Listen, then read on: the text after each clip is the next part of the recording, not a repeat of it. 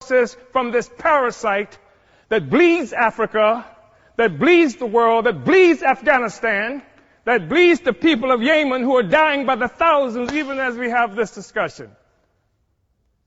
This is the basis of a Brexit. It can't stand together anymore because the host is rejecting the parasite. And it's creating crisis throughout Europe and throughout the imperialist world. I think it's necessary, brothers and sisters, to say that there has been a natural trajectory by African people for closer union. We know that we're talking about having this discussion in part because in 1884-85, Europeans sat at a table in Berlin, Germany, not a single African there, and carved up Africa into the territories that we now sometimes call countries and illogically refer to as nations. Africans didn't do that. It was Europe that did that. It was Europe and imperialism that required Africa to be divided so that the resources of Africa, both human and material, could come and pave the streets in London and grow the buildings in Amsterdam and bring clean water to New York, while the streets in Sierra Leone are not paved. And the people in Sierra Leone do not have clean water. And there's no national electric grid there. It is necessary to keep Africa divided by European imperialism and by all the imperialism in order to continue to suck the resources from Africa so that cell phones could exist here, so that Steve Jobs and the others could achieve some great notoriety from the coltan that comes from Congo, where Leopold killed at least 12 to 15 million Africans in order to conquer and keep Africa in the condition it's in today. We talk about a united Africa and African Union because of what European imperialism has done to Africa to keep us divided. We know it's true.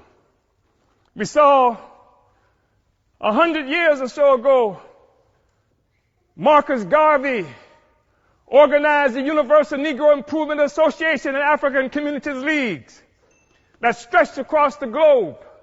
More than 11 million African people everywhere were connected to this. Africa for Africans, at home and abroad. That was the cry. Not Africans for Nigerians that didn't even exist until the British created it in 1915. And Flora Shaw, the mistress who would become the wife of Frederick Lugard, came up with the name nigger area. Not this false national consciousness that has been imposed on Africans around the world.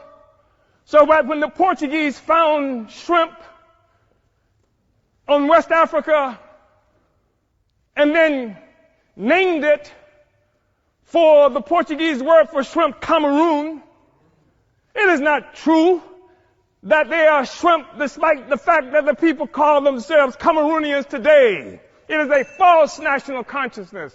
The false national consciousness that created the American Negro, that created the Black Brit, the Afro-Swede. We are one Africa, one nation, and we must have closer union. But in order for that to happen, it has to be a revolutionary union. The Organization of African Union, created on May 25th, 1963 in Addis Ababa, Ethiopia, was part of an effort to circumvent efforts by Kwame Nkrumah to build a single union of African states. And instead, we come up with an Organization of African Union that codified the colonial borders that were created by Europe in 1884 and 85. We have to be able to break out of this, but it's going to take revolution in order to do this. African revolution in order to do this. African revolution that will destroy imperialism and the world economy that's responsible for the growing immiseration of the masses of people around the world. Uhuru.